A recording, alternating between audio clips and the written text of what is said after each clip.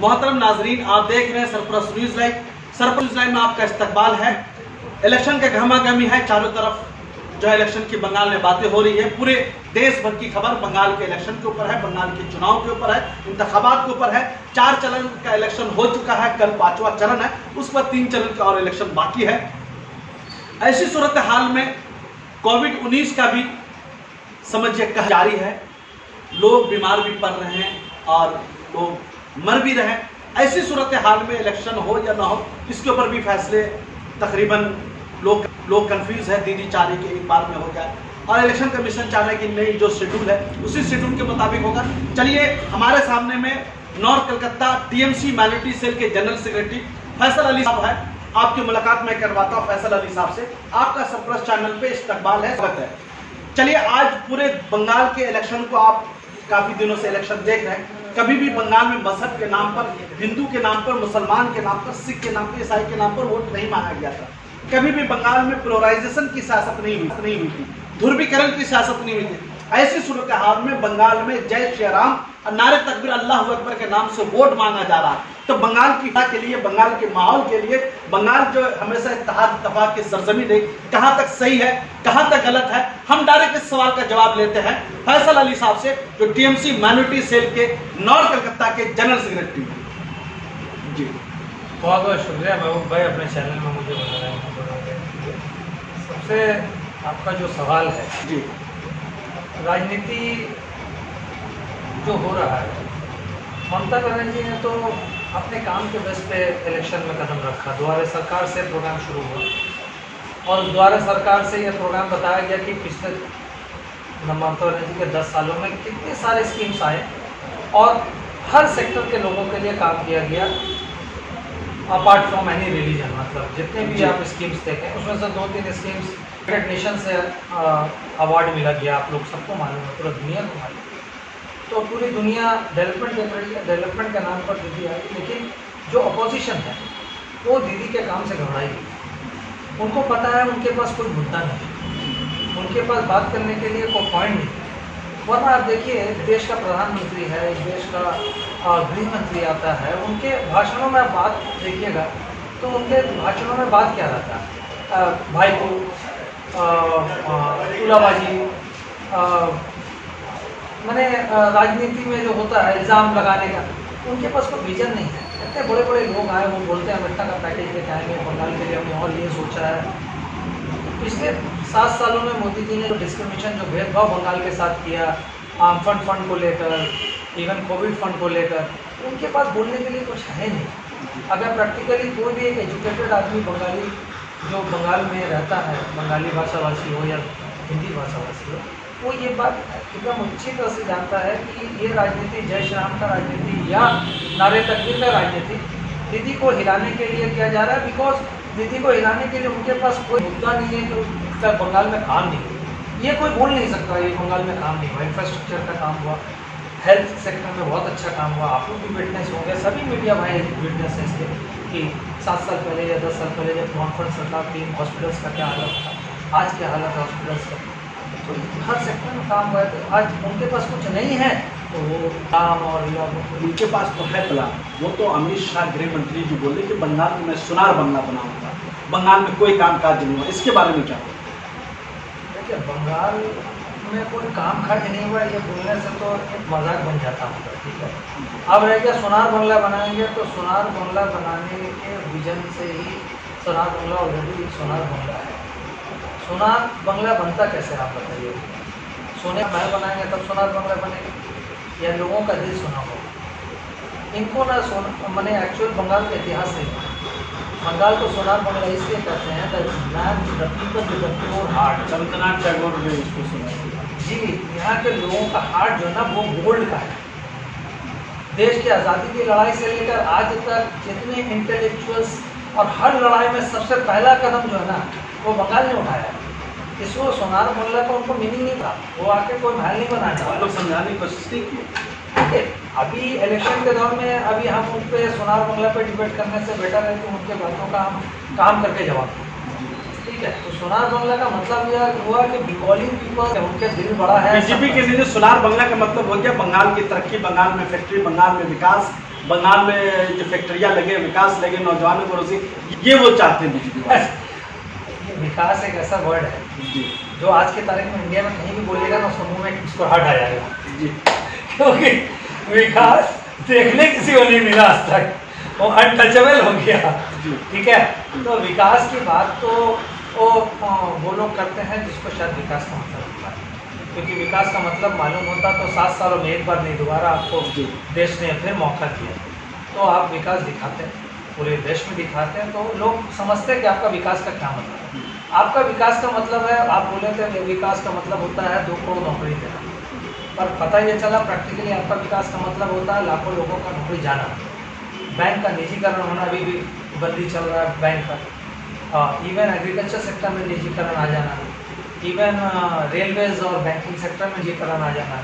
तो विकास का मतलब नौकरी आना है या जाना है, ये तो वही बेटर एक्सप्लेन कर सकते हैं। यह सवाल मेरा मन करता है कभी उनके साथ बैठूंगा तो हमारे माननीय प्रधानमंत्री से पूछेंगे जरूर कि सर प्लीज़ आप हमको विकास का मतलब बताएं, बिकॉज देश का इकोनॉमी सडन महंगाई एक इम्पोर्टेंट सवाल लाते हैं। महंगाई दिन ब दिन बढ़ी, पेट्रोल का, डीजल का, एलपीजी गैस सिलेंडर वगैरह का, इवन कि जो हम लोग रिफाइंड ऑयल वगैरह इस्तेमाल करते हैं उसका भी रेट बढ़ चुका है, हर चीज़ का रेट बढ़ चुका है। तो ऐसी सूरत हाल में जो बंगाल का इलेक्शन है, कोई भी पार्टी वगैरह जो भी है, महंगाई का कोई मुद्दा, कोई गरीबों के बारे में सोच नहीं रहा, बस जय श्री राम और नारे तकबीर की बातें कर रहा है। और कहीं ना कहीं बंगाल के विकास कैसे उसके ऊपर भी बातचीत नहीं हो रही, तो नहीं लग रहा है कि बंगाल पीछे जा रहा है इस किस्म की दूसरी तरीके से इलेक्शन को कराने की कोशिश? नहीं, देखिए बात क्या है कि दीदी अपने मुद्दे पर अटक है, जी दीदी अपने डेवलपमेंट के मुद्दे पर अटक है, वहाँ पर स्टिक है, और तृणमूल कांग्रेस के भी जो बड़े अधिकारी हैं, काम करने वाले, सबका मुद्दा लेकिन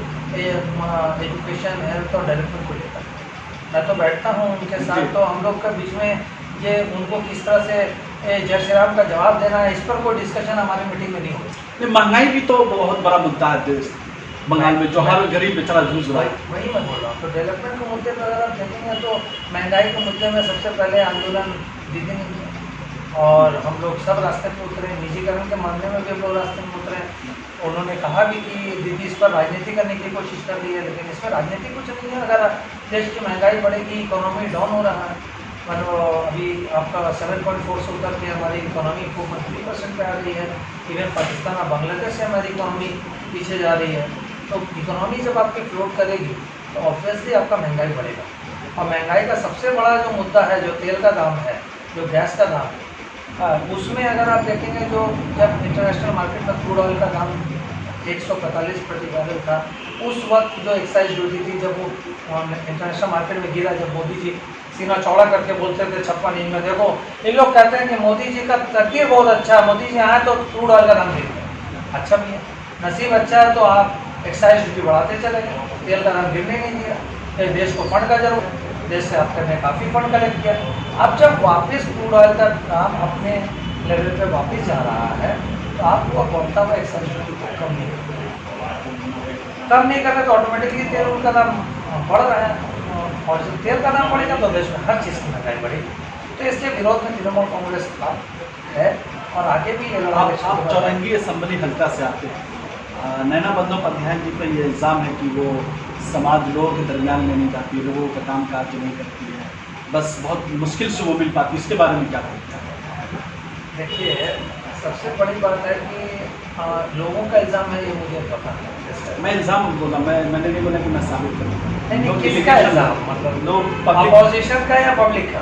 पब्लिक अपोजिशन भी तो पब्लिक होती है, पब्लिक भी अपोजिशन होती है। नहीं, ये अपोजिशन हो सकता है, लेकिन आप और हम प्रैक्टिकली जानते हैं कि Naina Bandopadhyay is the wife of our honourable MP Sudip Bandopadhyay. Sudip Bandopadhyay down to earth man, और उनका दरवाज़ा हमेशा खुला रहा है। तो ऐसा एक अपॉर्चुनिटी लोगों के पास है कि अगर गए एमएलए व्यस्त हैं, वो विधानसभा गए, तो एमपी से आपको पेपर मिल जाते हैं, काम हो जाता है। तो लौट के आप क्या क्या काम हुए हैं चौरंगी में इस 5-7 सालों में? 2 मरतबा तो किसी मतलब नैना बंदोपाध्याय, देखिए वो तो एक बहुत पूरा का पूरा फहरिस्त है। आप कुछ इम्पोर्टेंट काम जो चौरंगी में पानी का काम हुआ है, ड्रेनेज का काम हुआ है, कम्युनिटी हॉल्स का काम हुआ है, कहाँ पर नहीं हुआ? पूरे चौरंगी कॉन्स्टिट्यूंसी में देखिए, हमारे 62 वार्ड में नया जो तामीर हुआ, कम्युनिटी हॉल तामीर हुआ, उसमें फंड है उनका। इसके अलावा जो ड्रेनेज का पूरा सिस्टम चेंज किया गया, वाटर सप्लाई में आप लोगों का काफ़ी हम लोग का प्रॉब्लम था, 62 वार्ड में वो सॉल्व हुआ, 53 वार्ड में प्रॉब्लम था, ड्रेनेज का प्रॉब्लम था। तो हर सेक्टर में काम हुआ। चौरंगी में किन के साथ आपके कैंडिडेट का मुकाबला है, बीजेपी के साथ या कांग्रेस के साथ? ये हमारा हमको जहाँ तक लगता है, हाँ, इलेक्शन तो एक इलेक्शन है, हम लोग बहुत उसको सीरियसली लेते हैं, लोगों के पास जाते हैं, वोट मांगते हैं, लोगों से अपील करते हैं वोट देने के लिए। बट मुझे लगता है कि आज की तारीख में जो काम दीदी ने कर दिया है या नैना प्रिया सुनीता का जो काम है, तो ई कॉन्स्टिट्यूंसी में उतना कोई कॉम्पिटिशन है नहीं। और कॉम्पिटिशन लड़ाई होगा, सेकंड थर्ड पोजीशन का हो सकता है, फर्स्ट पोजीशन की लड़ाई एकदम नहीं। जनता के साथ आप रहेंगे तो आपको इलेक्शन के टाइम में सिर्फ काम करने की जरूरत नहीं पड़ेगी, क्योंकि आप 5 साल काम करते हैं तो इलेक्शन में जब सिर्फ जाकर बताना पड़ता है कि हमें याद करना पड़ता है कि हम तो साथ ही थे, 5 साल साथ में ही चला। तो चौरंगी हल्का में और वैसे भी अब अगर बीजेपी का लास्ट सैटरडे का टेलीग्राफ का न्यूज़पेपर उठा के देखिए, बीजेपी का स्पोक्स पर्सन ने कहा कि कलकत्ता की 11 सीट में हम लोग को कोई सीट की उम्मीद नहीं। कांग्रेस की इस सीट पे तो दावा है कि सीट हम जीत रहे हैं। देखिए, आपको याद होगा कि इस सीट पे सुदीप बंदोपाध्याय और मनोज फैमिली का, मनोज बंदोपाध्याय का जो काम है वो अपने आप में बोलता है। और इसका जवाब सुमित मित्रा जी जब खड़ा हुए नैना प्रिया टेस्ट में हमारे, सुमित मित्रा जो भी आप भी मानते होंगे संतोष पाठक से बड़े लीडर, बहुत रेपुटेटेड एजुकेटेड और टेबल लीडर, जब वो हार गए तो इसमें दावा तो हर पार्टी करती है इलेक्शन से पहले कि मेरा बहुत पोजीशन आ रहा है, बट प्रैक्टिकल इसमें कुछ ये नहीं है। मतलब आप मानते हैं कि फर्स्ट की नहीं, सेकंड एंड थर्ड के लिए। चलिए इंपॉर्टेंट सवाल लेते हैं। बीजेपी बोल रही कि बंगाल में 200 सीट लेकर के मैं आऊँगा, संयुक्त मोर्चा भी बोल रही है 200 सीट, आप भी बोले 200 सीट, तो ये 600 सीट कब से हो गया बंगाल में 294 सीट से? देखिए, हम तो 200 सीट पे हैं जी ऑलरेडी, जी ठीक है, और हमारा टारगेट ये है कि हमने जो काम किया है, हमें जो रिकॉग्नाइजेशन पूरी दुनिया ने दिया, यूनाइटेड नेशन ने दिया, और इंडिया के भी आज महत्वपूर्ण लीडर हैं, जी, जो इम्पोर्टेंट लीडर्स हैं, बोलिए इसको मतलब सरकार आप बना रहे हैं, वो तो है ही है। आप थोड़ा सा जी, जो इम्पोर्टेंट लीडर्स हैं, बोलिए इसको मतलब सरकार आप बना रहे हैं, वो तो है ही है। आप थोड़ा सा गौर करके देखिए ना। मैं दीदी बोलिए कि साथ नहीं, हमको 200 चाहिए, इसलिए कि कुछ लोग आज भी है बीजेपी कॉन्टेक्ट में, वो चले जाएंगे, इसके बारे में क्या बोलते हैं आप? इस किस्म के लोग अपने अपने पार्टी में जगह क्यों दे रहे हैं? जो जीते आपसे चले जाए बीजेपी में या दूसरे पार्टी में, इसका इन्फॉर्मेशन मुझे नहीं है, आपको होगा। नहीं, दीदी ने बोला कि दीदी अपनी स्पीच में बोली, पब्लिकली मीटिंग में बोली 100 सीट नहीं है, मतलब 200 प्लस सीट चाहिए, ताकि 40-45 चले भी जाए तो हम बचे हुए रहे। नहीं, ऐसा कुछ नहीं है। कौन सा स्पीच उठा के कहाँ आपको पता नहीं। जी, आप सुनेंगे तो आउट ऑफ कॉन्टेक्स्ट है, पूरे कॉन्टेक्स्ट को पढ़ेंगे तो सवाल ये है कि बीजेपी का अपने एक रवैया रहा है हॉर्स ट्रेडिंग, जी, जो गोवा में उन्होंने कर दिखाया, बहुत सारे स्टेट में कर दिखाया। तो चूँकि ये सेंट्रल गवर्नमेंट में है और सारा पैसा का मोनोपोली और पूरे पैसा का ताकत, और प्लस उनके पास जो वो गवर्नमेंट एजेंसीज को पहली बार जो सरकार यूज़ कर रही है पर्सनल तरीके से, तो ये एक थ्रेट टू द डेमोक्रेसी है। नॉट मतलब आप समझ रहे हैं कि हॉर्स ट्रेडिंग के जरिए आपके एमएलए को खरीदा जा सकता है? ठीक है, मेरा एमएलए आपको मतलब टीएमसी पार्टी का है? टीएमसी का एमएलए का बात है, आप किसी को भी नहीं खरीदा, मेरे पास वेल में कंप्लीट कर हॉर्स ट्रेडिंग के जरिए ही आज अगर शुभेंदु अधिकारी हो, मुकुल रॉय हो, इनके तो नाम सीबीआई सडनली बीजेपी ज्वाइन किए तो अभी सीबीआई उनको डिस्टर्ब नहीं कर रहा है, अभिषेक बंदे जी का घर पहुँचता है। मेरा कहने का मतलब है कि अब वो सरकारी एजेंसी को जिस तरह से यूज़ कर रहे हैं, तो ये लॉन्ग टर्म लड़ाई से पश्चिम बंगाल की नेत्री ममता बनर्जी तक लड़ने का नहीं, कि पूरे देश में जो भी सेकुलर स्ट्रक्चर को और डेमोक्रेटिक स्ट्रक्चर को सपोर्ट करते हैं, उन सबको मिलकर लड़ने की लड़ाई, लॉन्ग टर्म लड़ाई, जब तक कि मोदी सरकार से दिल्ली से हटा दिया। तो अगर कोई विकल्प एमएलए या बीजेपी को तो बंगाल में टीएमसी खुद लाई, ये किसका इल्जाम है? ये तो पूरे बीजेपी का इल्जाम है, इसलिए कि आप ग्राउंड लेवल ग्राउंड लेवल से लेकर के समझिए टॉप लेवल तक लोगों ने बोला था कि बंगाल में हमारा अपोजिशन टीएमसी की ग्राउंड लेवल की, मैं खुद भी सुना कि ब्लॉक लेवल का प्रेसिडेंट एक वर्कर बोल रहे हैं हमारा अपोजिशन बीजेपी है, उस वक्त अपोजिशन सीपीएम और कांग्रेस था। तो कहीं ना कहीं हमें लगता है कि टीएमसी का ही बहुत बड़ा रोल है बीजेपी को लाने में। ऐसा कुछ भी नहीं है। देखिए, मैं अपोजिशन नहीं ला कर मैं समझा दे रहा हूँ, तो ये थोड़ा सा गणित अगर उठा के देखें तो ये लोग बोलते हैं बहुत हर जगह स्पीच में यूज कर रहे हैं। 16 के बोल रहे बाद हैं कंटिन्यू आपने बोलना शुरू कर दिया आप 2016 के इलेक्शन को। आप जो बात बोल रहे हैं ये बात सीपीएम भी कैंपेन यही कर रहा है, उससे मिला के यही बोल रहा हम है मुस्लिम में इन जनरल हम जब थ्योरी पे भी नजर डालते हैं वो बोल रहा है कि हम लोग जब तक देखो आरएसएस कदम नहीं रख सकते। तो let me make you very clear, ये अटल बिहारी वाजपेयी का बीजेपी है, ये मोदी। मैं 16 के बाद वाले की मैं बात बता कर रहा हूँ, मैं वो पीछे भी नहीं जा रहा पीछे हूँ। नहीं जा रहा हूँ, मैं बोल रहा हूँ कि मोदी और अमित शाह का बीजेपी है, ये एक्चुअल में बीजेपी है। एक्चुअली जो बीजेपी थे, जो इंटेलेक्चुअल्स इनको चाहते थे कि देश को आगे शाइन करे, इंडिया शाइन करे, राम जेठमलानी, अरुण शुक्री, यशवंत सिन्हा, ऐसे बड़े बड़े इंटेलेक्चुअल्स फाइनेंस मिनिस्टर रहे हैं, आज उनका कोई जगह नहीं है। तो ये बीजेपी है, this is actually Modi Shah party. BJP अभी सिमट कर मोदी शाह की रोड में चला गया है, बीजेपी का अस्तित्व खत्म हो चुका है। बीजेपी के जो लीडर्स थे, जो देश के बारे में सोचते थे, जो देश के बारे में करना चाहते थे, जिन्होंने किया लड़कर दिखाया हर आंदोलन, हर करप्शन के खिलाफ, आज वो खत्म हो गया है। आस्ते आस्ते इनका पोट पट्टा खुलना शुरू भी हो गया, रैपिड से भी रिपोर्ट आना शुरू हो गया। अब आने वाला 2024 तक बहुत सारी चीज़ें हो जाएंगी। मेरा कहना यह है कि मोदी और अमित शाह का जो आज ये गवर्नमेंट का जो बीजेपी है, ये एग्रेसिव बीजेपी है, ये राजतंत्र में everything is fair in love and war वाला नीति पे चलते हैं। दीदी थर्ड टाइम सीएम, वो तो 100% उसमें कोई किंतु परंतु नहीं, तो सर कोई सहयोग हुई जो किसी की कोई जरूरत नहीं। कुछ नहीं, हमारा सीट बढ़ेगा लास्ट टाइम तो सेकंड मई को मिठाई बांटेंगे आप, जरूर बांटेंगे। हम लोग तैयारी हम लोग तो उसी की तैयारी कर रहे हैं। लोग हर जगह मीटिंग में बोलते हैं चलिए आज मिल गया, उसके बाद हम लोग विजय में मिलेंगे। चलिए बहुत बहुत शुक्रिया फैसल अली साहब, हमने बहुत सारे सवाल पूछे, हमने स्टेट लेवल में सवाल पूछा, लोकल लेवल असेंबली के बारे में पूछा, आपने बहुत हुस्न खूबी के साथ जवाब दिया। हमारे साथ जुड़ने के लिए फैसल अली साहब बहुत बहुत शुक्रिया। हमारे चैनल को यूट्यूब पर, फेसबुक पर, ट्विटर पर जरूर सब्सक्राइब कीजिएगा। ये